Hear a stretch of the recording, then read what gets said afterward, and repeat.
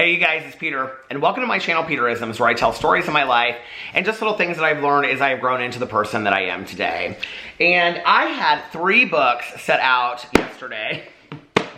I had these 3 books set out yesterday to do meditations on this channel with, and I never got to filming a video over here yesterday. So I'm actually going to read the meditations from yesterday. So today is Wednesday, I think it's the 6th. And I'm going to read the ones from the 5th. I have to tell you something crazy. Tucker and Boo literally run around and around and around when I am doing videos on this channel, but only for this channel. Any other video on any other channel that I'm doing, they sit over there on the ottoman or they sit over there on the couch or Boo Radley lays over by the door. But just for this channel, which is like the peaceful, serene, calm channel, they run around like crazy. So I went through here and I went through all my meditation books yesterday and I picked the ones that I like the titles to the most and I kind of skimmed through them. So I don't even really remember what these are about. But I do remember that there was kind of like a consistent theme to the 3 of them. So I'm going to start with A Time to Be Free and we will just go forward through there. So November 5th. Okay, where is it at? Like so many people, I developed, November 5th. Like so many people, I developed the conviction growing up that my feelings, ideas, and opinions were unimportant. Consequently, I rarely expressed my views, even when I felt strongly about something. In order to blend in and hide my sense of insignificance, I tailored my opinions and actions to what others said and did. Even as an adult, I frequently behaved as I thought you wanted me to behave. I would root for your team, side with you against your wife or husband, and give you moral support even when you were clearly in the wrong. My chameleon-like behavior grew out of and perpetuated deep feelings of inferiority that told me I wasn't smart enough, capable enough, creative enough, or worthy enough. One of my primary challenges in recovery has been to develop as an individual in my own right. I've had to discover who I really am and what I really believe and feel, regardless of the influences of others. A parallel challenge has been to develop the kind of self-worth that makes it possible, not only to express my true beliefs and opinions, but to stand behind them as well. Thought for today. If it's important to speak up, I'll do so, even when I'm tempted to passively blend in. You know, having had the childhood that I had, and I'm talking about outside of the home, because in my home, I was encouraged to be different. I was encouraged to even be weird, you know, to like the things that I liked. And, you know, both of my parents had very vast interests in different things. And, you know, I grew up with a mother that liked very different jewelry and, you know, art and books and things like that. And so I grew up in a very colorful family. My aunt was the same way. My cousin's the same way, you know. So I grew up in a very, very colorful family.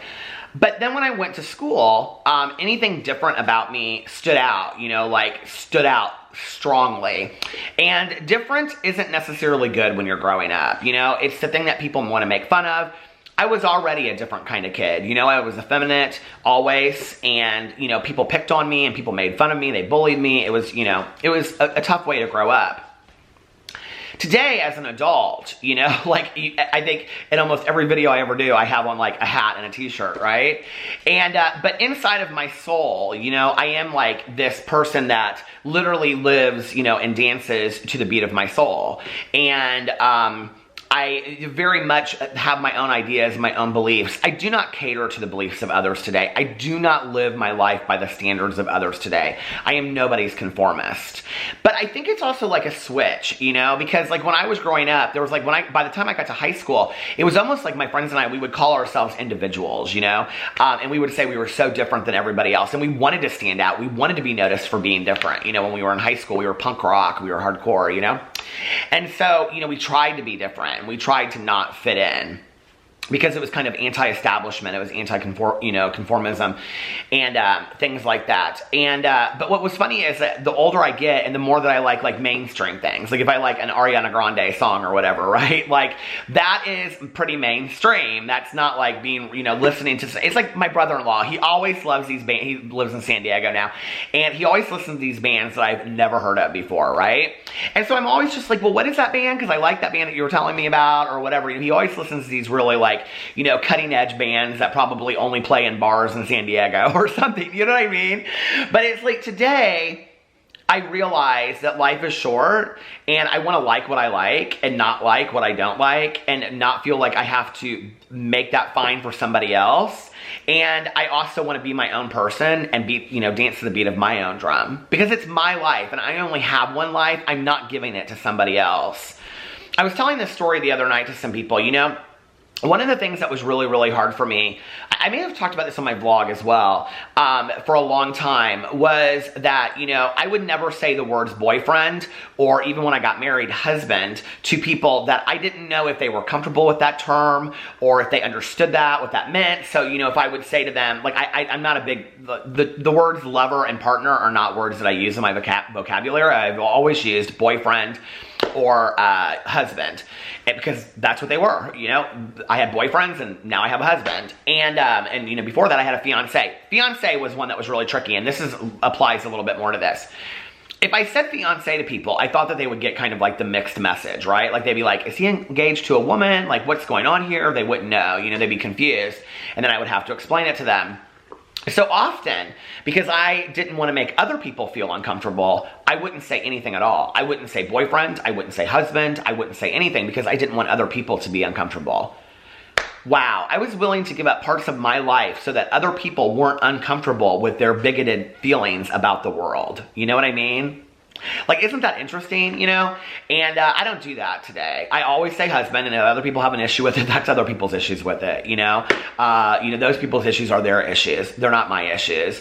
And if they have an issue with it, they can issue their way right out of my life. You know, I just don't have time for it today. So, you know, and I don't mean that with any anger and animosity. I don't really have any about it today. But I also don't have people in my life that feel that way.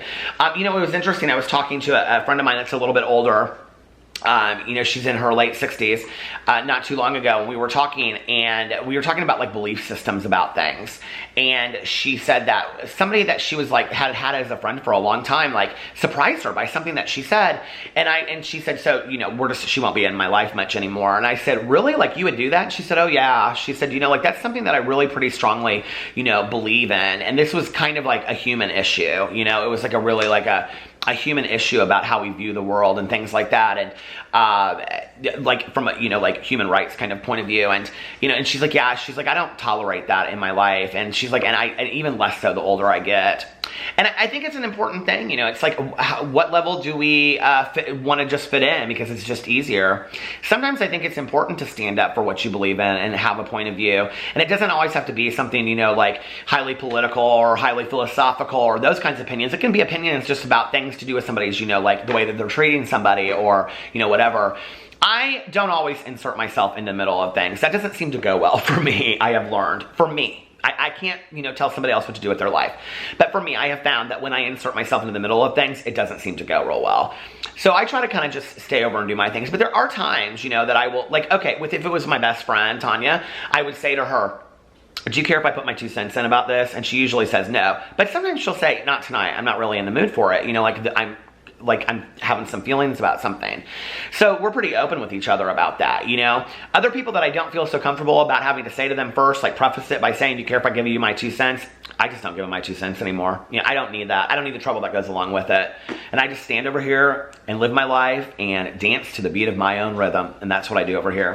So that is a fantastic meditation. I think it's important to remember that. You know, like one of the things, I saw this in an exercise in a book or something years ago. It was like, draw a picture or something of what your soul looks like. And it was like, what does your soul look like? Well, my soul listens to all kinds of music and lives in a house that's very, very colorful and has, you know, lots of plants and things sitting around. And, you know, when I did that, what I realized was my life should match what my soul looks like, you know? And I've said that on here before, that, you know, like I should, you know, if I were thinner and I could fit into half the clothes that I have in my closet, you know, I would wear more fun clothes. I would be a little bit more different on the external, but I can't right now. And so I, you know, well, I could, I guess, but I do things that are comfortable as far as clothes. But the music and everything else, listen, I have fun with life. Life is too short not to, you know? And you got to do what makes you happy. You have to do, you know, what answers to your soul. So I think that's a fantastic meditation. All right. And this is all underneath here too. I think this is great. Like in this book, they have it sectioned off. So right before that meditation, if you go in here, it's self-assertion, which means that the next like month of, well, I don't know how long, but the next section of meditations, let's see how long, hold on. It's like 10. I think the next one just said faith. are going to be about self-assertion. Oh no, the next one is about love. So self-assertion, it said, be noble-minded. Our own heart and not other men's opinions of us form our true honor.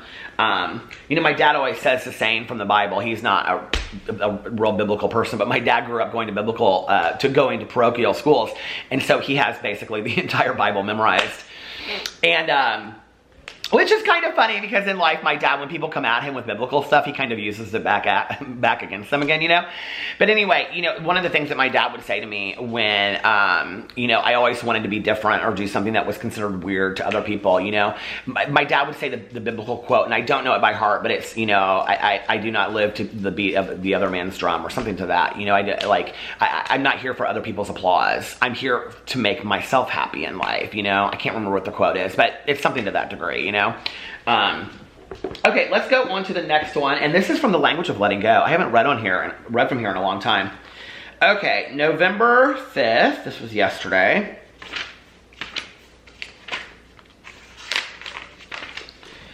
Let's make a deal.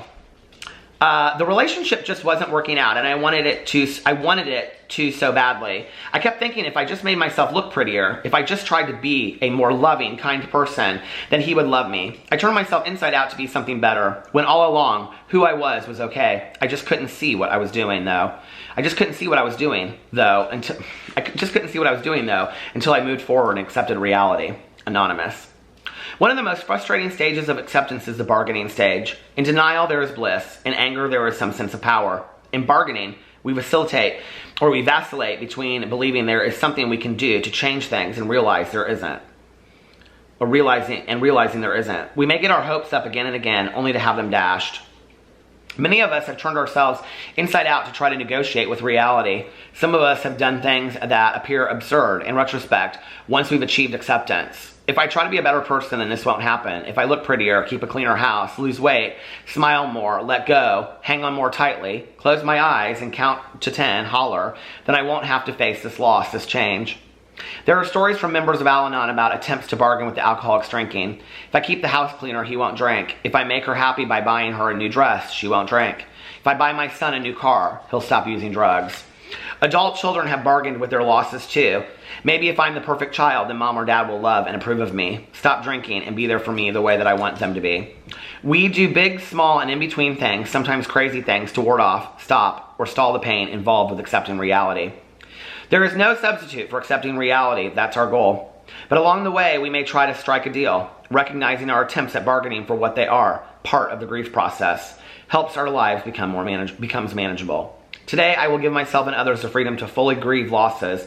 I will hold myself accountable, but I will give myself permission to be human. Oh my God, that is such a really deep meditation. And it just affected me on so many different levels, thinking about my mom and, you know, myself and relationships and things like that, you know. And this whole idea of bargaining is interesting, especially when we talk about it from a grief point of view of like what we're losing and what we'll bargain. But ultimately, I think it's really about control and us having a need to control our lives, many of us, you know, which, okay, fine, it's our own life. We should be able to control much of our own life.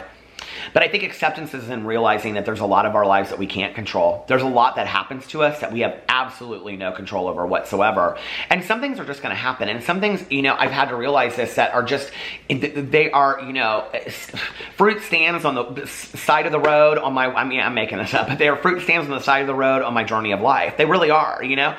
And sometimes I stop and I buy some fruit, and sometimes I don't, you know? Sometimes I stay for the night in a hotel on the side of the road. Sometimes I don't. And those are kind of how feelings happen to me and things that happen in experiences in my life. Sometimes I entertain them and sometimes I don't. And I think accepting that all of that is just part of the journey makes things a little bit easier too, you know? I don't bargain as much anymore as I used to. I still struggle with the idea of control. I think I always will. You know, as somebody that's an alcoholic and an addict in recovery, control is a huge issue. As somebody that has obsessive compulsive disorder, control is a huge issue. And those are things that I will struggle with probably for the rest of my life. You know, I maintain them today, and they're not as out of control as they have been, you know, previously. But control is a huge thing. And, you know, often, like, one of the things that my best friend likes to do is she likes to come, you know, like, I'll go over to her house, and then she'll be like, okay, you get in the car, I'm going to drive. And she'll, like, and I just, you know, I'll say, where are we going? And she'll say, no, it's me. I'm driving. You just have to sit in the passenger seat and just, you know, go along with the ride. And I think that that's such a great metaphor for life, too. But sometimes we just have to sit in the passenger seat and go along for the ride. So, something that I think I need to practice a little bit more, and many of us probably do. Okay. Those are great meditations. I am not going to read the third one because this is getting really long. So I hope you guys enjoyed those, and I will be back for another meditation tomorrow. I love you guys, and I will see you then. Bye.